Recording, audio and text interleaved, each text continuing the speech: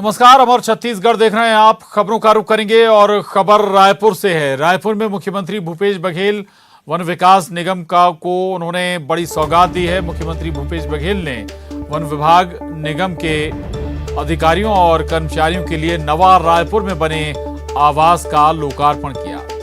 इस मौके पर सीएम भूपेश बघेल ने वन विकास निगम को शुभकामनाएं दी। साथ ही सीएम भूपेश बघेल ने वन विभाग के कार्यों की समीक्षा भी की।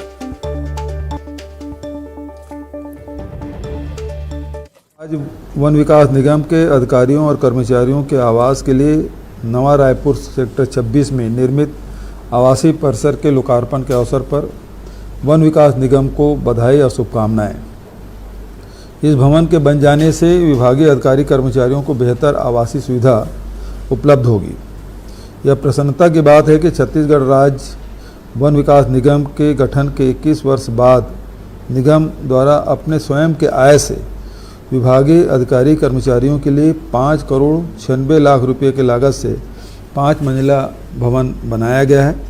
इस भवन में ट्रांजिट हॉस्टल, कम्युनिटी हॉल का भी निर्माण किया गया है, जिससे यहाँ पारिवारिक कार्यक्रमों के आयोजन के लिए भी लोगों को बाहर जाना नहीं पड़ेगा।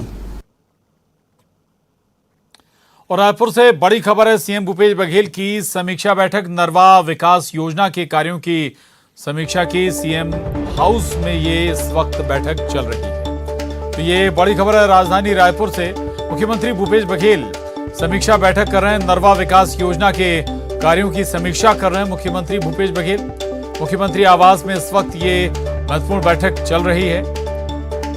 तो नरवा विकास योजना के कामों की समीक्षा कर रहे हैं मुख्यमंत्री भूपेश बघेल और मुख्यमंत्री आवास में ही ये इस वक्त बैठक चल रही है। बड़ी खबर है राजधानी रायपुर से।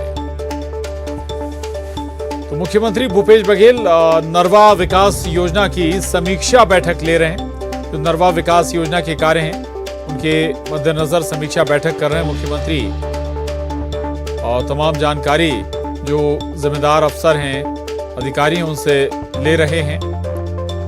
मुख्यमंत्री आवास में ही ये बैठक इस वक्त चल रही है। बड़ी खबर है राजधानी रायपुर से।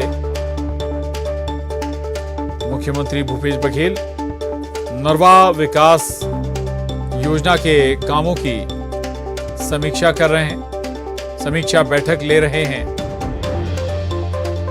और मुख्यमंत्री आवास में इस वक्त की महत्वपूर्ण बैठक चल रही है। दरअसल छत्तीसगढ़ सरकार का अगर हम जिक्र करें, खेती और किसानी पर खासा फोकस रहा है। नरवा, गरवा, घुरवा, बाड़ी, इन 4 शब्दों के साथ जो ग्रामीण अर्थव्यवस्था है उसमें जान फूंकने की कोशिश सरकार के जरिए और इन्हीं के तहत जो काम हो रहे हैं उनकी लगातार समय समय पर मुख्यमंत्री समीक्षा भी करते हैं। और इसी के मद्देनजर मुख्यमंत्री भूपेश बघेल नरवा विकास योजना के कामों की समीक्षा कर रहे हैं। मुख्यमंत्री आवास में ये महत्वपूर्ण बैठक। ममता लांजेवार हमारे साथ जुड़ गई हैं जानकारी के साथ। ममता, और क्या जानकारी इस बैठक से जुड़ी हुई?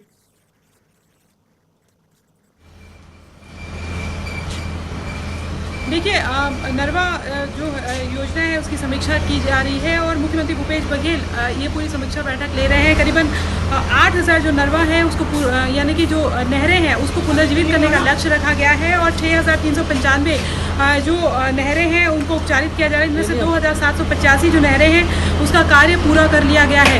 नरवा, गरवा, घुरवा, बाड़ी जो है वो छत्तीसगढ़ सरकार की महत्वाकांक्षी योजना है और इसी योजना के को लेकर जो है ये लगातार समीक्षा बैठक चल रही है, क्योंकि बारिश का समय आने वाला है और ऐसे में जो जमीन में पानी का स्तर किस तरह से बरकरार रखा जा सके ताकि आने वाले समयों में भी कोई दिक्कत न हो, इसका ख्याल रखा जा रहा है। जी, और यही वजह है कि इसके लिए पूरी बैठक की जा रही है। जी जी, बहुत शुक्रिया ममता आपका इस जानकारी के लिए। और अगली खबर का रुख करेंगे। अगली खबर रायपुर से है। बड़ी खबर है, नगर निगम में बीजेपी ने प्रदर्शन किया है। बीजेपी ने नगर निगम का घेराव किया है रायपुर में। आवास घोटाला और जल संकट को लेकर ये बीजेपी का प्रदर्शन। नगर निगम प्रशासन की कार्यप्रणाली का बीजेपी विरोध कर रही है। तो ये बड़ी खबर है रायपुर से। बीजेपी ने नगर निगम का घेराव किया है और आवास घोटाला और जल संकट को लेकर प्रदर्शन किया जा रहा है बीजेपी की ओर से। नगर निगम प्रशासन की कार्यप्रणाली का भी बीजेपी विरोध कर रही है। ये खबर रायपुर से, राजधानी रायपुर से नगर निगम का बीजेपी ने विरोध किया है कई मसलों को लेकर, खासतौर से आवास घोटाला और जल संकट को लेकर बीजेपी विरोध दर्ज करा रही है। निगम के घेराव के साथ जमकर नारेबाजी भी की जा रही है और निशाने पर नगर निगम प्रशासन की कार्यप्रणाली भी है। इसी को लेकर नाराजगी दर्ज कराई गई है, विरोध दर्ज कराया गया है और साथ ही आवास घोटाला और जल संकट को लेकर भी ये विरोध प्रदर्शन।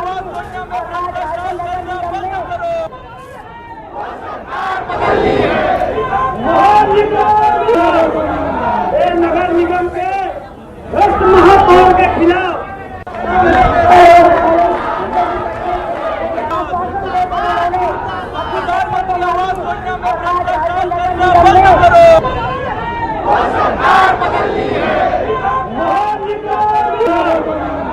नगर निगम के भ्रष्ट महापौर के खिलाफ। और बालोद से इस वक्त की बड़ी खबर, खाद की किल्लत ने किसान की जान ले ली। 5 घंटे तक खाद के लिए लाइन में किसान लगा रहा और लाइन में ही चक्कर आने से किसान गिर गया। आनन फानन में किसान को अस्पताल पहुंचाया गया और इलाज के दौरान किसान की मौत हो गई। परसदा सोसाइटी की ये घटना बताई जा रही है। तो बालोद में ये बड़ा मामला सामने आया जहां खाद की किल्लत ने ही एक किसान की जान ले ली। बताया जा रहा है कि 5 घंटे से खाद के लिए किसान लाइन में लगा हुआ था और तभी अचानक ही चक्कर खाकर वो गिर गया, कष्ट खाकर गिर गया और इसके बाद जैसे उस अस्पताल पहुंचाया गया, इलाज के दौरान वहां उसने दम तोड़ दिया। ये तस्वीरें देख रहे हैं आप। आखिर खाद की किल्लत कैसे जान पर भारी पड़ रही है, तस्वीरों को देखकर आप अंदाजा लगा सकते हैं। एक किसान की जान चली गई खाद के इंतजार में। करीब 5 घंटे तक सोसाइटी में लाइन में खड़े होकर खाद का इंतजार किसान करता रहा।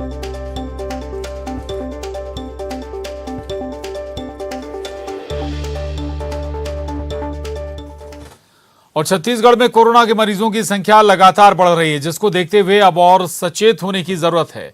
पिछले 24 घंटों में एक मरीज की कोरोना से मौत हो गई। पिछले 24 घंटों में कोरोना के 114 नए मरीज मिले हैं, वहीं एक मरीज की मौत हुई है। प्रदेश में अब एक्टिव मरीजों की संख्या बढ़कर 632 हो गई है। वहीं बढ़ते संक्रमण की वजह बाहर से यात्रा करके आए यात्रियों को भी माना जा रहा है। वहीं यात्रियों की लापरवाही जारी है। रायपुर रेलवे स्टेशन पर बिना मास्क लगाए लोगों की भीड़ नजर आ रही है।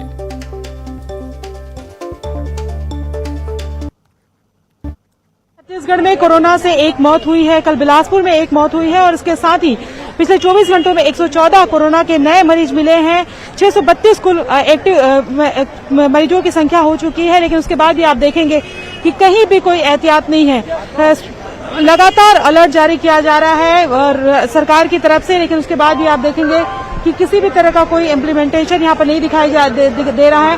राजधानी रायपुर का ये रेलवे स्टेशन है और अभी जो जानकार है वो कह रहे हैं कि तमाम जो कोरोना के मरीज यहाँ पर बढ़ रहे हैं, उसके पीछे की बड़ी वजह ये है कि लोग यात्राओं में गए थे और वहां से लौट करके, जिन राज्यों में सबसे ज्यादा कोरोना फैला हुआ है वहां से लौट करके वो यहाँ पर संक्रमण ला रहे हैं और चूंकि शुरुआती लक्षणों को सर्दी खांसी समझकर जांच नहीं करवा रहे हैं और यही वजह है कि लगातार मरीजों की संख्या बढ़ रही है। आप देख सकते हैं कि लगातार जो लोग हैं वो बिना मास्क पहने हुए आ रहे हैं। रेलवे स्टेशन पे भी ये कहा गया था कि सख्ती बरती जाएगी, लेकिन आप देख सकते हैं कि यहाँ से भी पूरी तरीके से जो टीम यहाँ पर मौजूद रहती थी जांच करने के लिए, कोई भी टीम यहाँ पर मौजूद नहीं है और तमाम यात्री आप देखेंगे इक्का दुक्का को छोड़कर ज्यादातर लोग बिना मास्क के यहाँ पर वापस आ रहे हैं। स्टेशन पे कहीं भी आपको देखेंगे तो किसी तरह की कोई न जांच की व्यवस्था है न कोई टोकने वाला है, जबकि ये कहा गया था कि 500 रुपए जो है वो जुर्माना लग सकता है। तो इस तरह की जो लापरवाही है वो काफी भारी पड़ सकती है। जिस तरीके से लगातार कोरोना के जो मरीज बढ़ रहे हैं, जाहिर तौर पर स्वास्थ्य विभाग हो चाहे राज्य सरकार हो, अपनी तरह से अलर्ट तो जारी कर दिया गया है, लेकिन लोगों पर यह है कि उसको किस तरीके से वो मानते हैं। दूसरी बात यह है कि प्रशासन भी किस तरह से सख्ती करता है। कैमरा पर्सन राजन के साथ ममता लांजेवाल, न्यूज 18 छत्तीसगढ़, रायपुर। और प्रदेश में कोरोना के बढ़ते मामलों को देखते हुए फिर से सख्ती बढ़ाई जा सकती है। नगरीय प्रशासन मंत्री शिव डेहरिया ने न्यूज 18 से बातचीत में कहा कि यदि मामले बढ़े तो सीएम के निर्देश पर सख्ती बढ़ाई जाएगी। साथ ही लोगों से नियमों का पालन करने की अपील भी की है उन्होंने। 24 घंटों में कोरोना से एक मरीज की मौत हो गई है। वहीं 114 मामले पिछले 24 घंटों में नए आए हैं और इसके साथ ही अब कुल एक्टिव मरीजों की संख्या 632 हो गई है। ऐसे में ये सवाल उठता है कि किस तरीके से बढ़ते हुए जो संक्रमण है उसको रोका जाए। नगरीय प्रशासन मंत्री शिव डहरिया हमारे साथ मौजूद है, उनसे बात करते हैं। सर, क्या आपको लगता है कि फिर से उस तरह की सख्ती की जरूरत है? देखिए, कोविड गाइडलाइंस के निर्देश का पालन होना चाहिए और सभी हमारे स्वास्थ्य विभाग के अमले को, सभी विभाग के लोगों को निर्देश दिए गए हैं। कोविड गाइडलाइन का सख्ती से पालन होना चाहिए और बढ़ रहे हैं तो सतर्कता हमारे लिए जरूरी है। सतर्कता हम लोग रखेंगे तो निश्चित रूप से इसमें कमी आएगी। और ये खाली हमारे छत्तीसगढ़ में नहीं, पूरे देश में इस तरह के मामले सामने आ रहे हैं। तो हमारे माननीय मुख्यमंत्री जी भी इस दिशा में बीच बीच में निर्देश देते रहते हैं, उनके निर्देशानुसार कार्रवाई हो रही है। आने वाले समय में मान के चलें कि बहुत जल्द जो है उसी तरह के फिर से सख्तियां लागू हो सकती हैं। अगर चूंकि आप नगरीय प्रशासन मंत्री भी हैं। नहीं, हमारे नगरों में भी इस तरह के निर्देश दिए गए हैं कि कोविड गाइडलाइंस का पालन होना चाहिए और शहरों में जांच होती है और इस तरह की कोई इमरजेंसी ज्यादा नहीं आ रही है। तो सर्दी खांसी हो के लोग ठीक हो जा रहे हैं।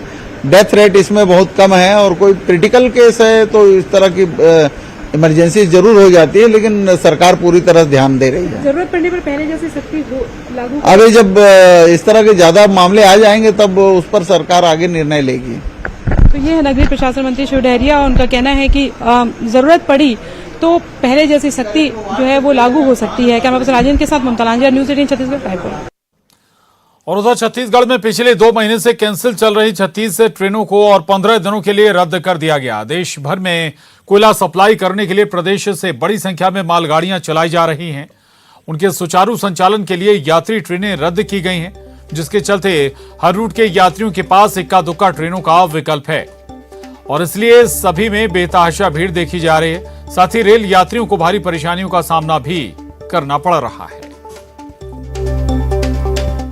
बाहर यात्रा करने की कोई प्लानिंग कर रहे हैं तो थोड़ा रुक जाइए, क्योंकि फिर से 2 माह के लिए जो ट्रेनें रद्द की गई थी उनको 15 दिनों के लिए और बढ़ा दिया गया। जो 36 ट्रेनें जो रद्द की गई थी उनका समय 15 दिनों के लिए और बढ़ा दिया गया और जाहिर तौर पर इसके चलते ही जो यात्री हैं उनकी मुश्किलें और भी ज्यादा बढ़ जाएंगी। कि अभी किस तरह की दिक्कतें हो रही है? अभी ट्रेनों में क्या जगह मिल रही है? जगह मिल रहा है मैडम, ट्रेन में कोई दिक्कत नहीं है।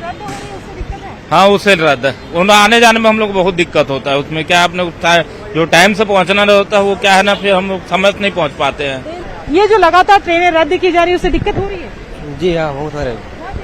हाँ, अभी भी जगह कम मिलती है क्या? कम, खड़े खड़े आ रहते हैं। जी, हम लोग तो 24-25 किलोमीटर से आ रहे हैं। जी, लगातार ट्रेनें रद्द की जा रही है और जो ट्रेनें रद्द की गई थी 36 उसको 15 दिन के लिए और बढ़ा दिया गया और रद्द रहेंगे। आपको लगता है कि मुश्किल होगी?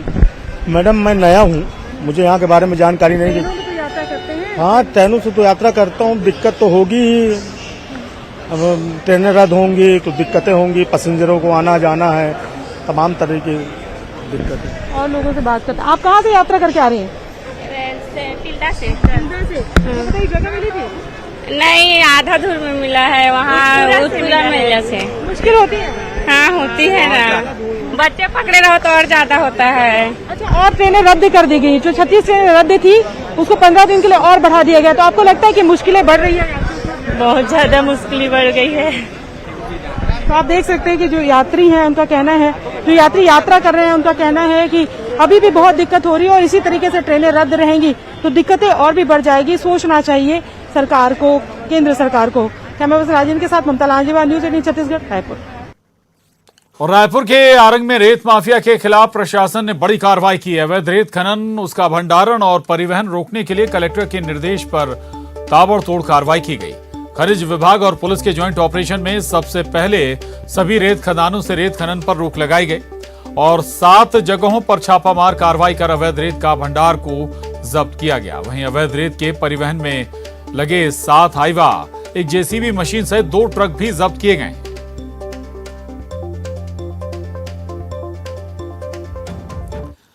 और राजधानी रायपुर समेत प्रदेश के कई इलाकों में तेज बारिश हो रही है। मौसम विभाग के मुताबिक एक ऊपरी हवा का चक्रीय चक्रवाती घेरा 3.1 मीटर ऊंचाई तक दक्षिण पूर्व उत्तर प्रदेश के ऊपर स्थित है और इसके प्रभाव से प्रदेश के कई इलाकों में भारी बारिश होने की संभावना है।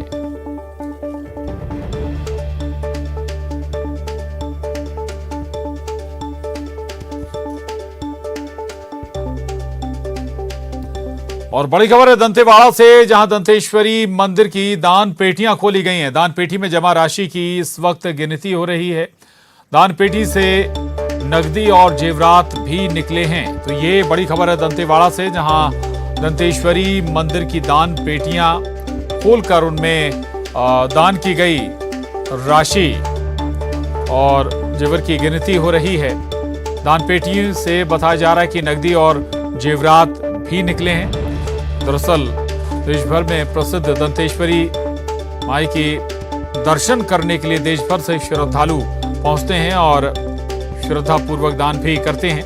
और आज दंतेश्वरी मंदिर की दान पेटियों को खोला गया है और उन दान पेटियों में जो जमा राशि है उसे गिना जा रहा है। और केवल जमा राशि ही नहीं गिनी जा रही, बल्कि इन दान पेटियों में बताया जा रहा है कि जेवरात भी निकले हैं जो मां दंतेश्वरी के लिए चढ़ाए गए।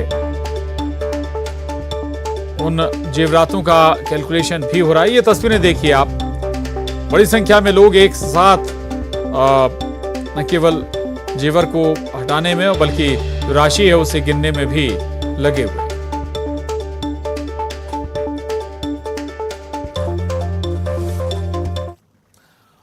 और उधर कोरबा के कटघोरा वन मंडल क्षेत्र में हाथियों का उत्पात थमने का नाम नहीं ले रहा। ताजा मामला परला गांव का है, जहां 15 हाथियों के एक दल ने जमकर उत्पात मचाया और एक मकान को क्षतिग्रस्त कर दिया।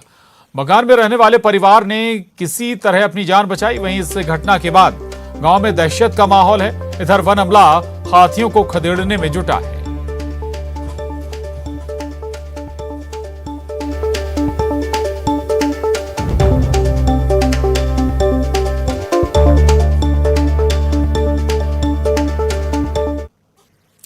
अगली खबर का रुख करेंगे। और रास्ते कितने भी दुर्गम हो, राह कितनी भी मुश्किल हो, ये टीम अपना फर्ज पूरा करने में जुटी है। दंतेवाड़ा के दूर दराज के इलाकों में लोगों तक स्वास्थ्य सुविधाएं पहुंचाई जा रही हैं और इसके लिए स्वास्थ्य अमला ग्रामीणों के पास जा रहा है। देश की आजादी के बाद पहली बार लोहा ग्राम में स्वास्थ्य शिविर लगाया गया।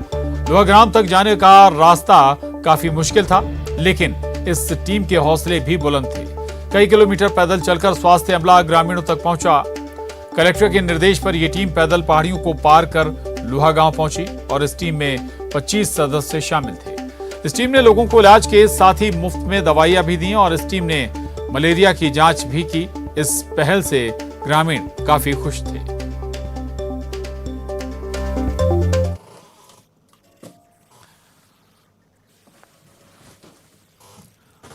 और अब देखिए छत्तीसगढ़ टॉप 20